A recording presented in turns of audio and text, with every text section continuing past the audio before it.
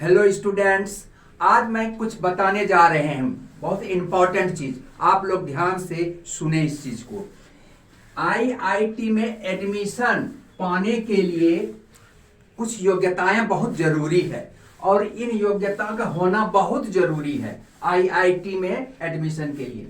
पहली है कि 12वीं कक्षा में फिजिक्स और मैथ बहुत जरूरी है। आप अगर फिजिक्स और मैथ रहते हैं तभी आप जो है आप आईआईटी में एडमिशन के योग्य बन सकते हैं। लेकिन एक विषय और है, 12वीं में तीसरी विषय भी है, वह क्या है? केमिस्ट्री। यानी कहने का मतलब ये हुआ फिजिक्स, मैथ और केमिस्ट्री तीनों विषय जो है आपको होना बहुत जरूरी है। 12वीं कक्षा में कम से कम हर स्टूडेंट को, जो स्टूडेंट आईआईटी में जाना चाहते हैं, जो इच्छुक है, वह उसे कम से कम 75% उसके लाना बहुत जरूरी है।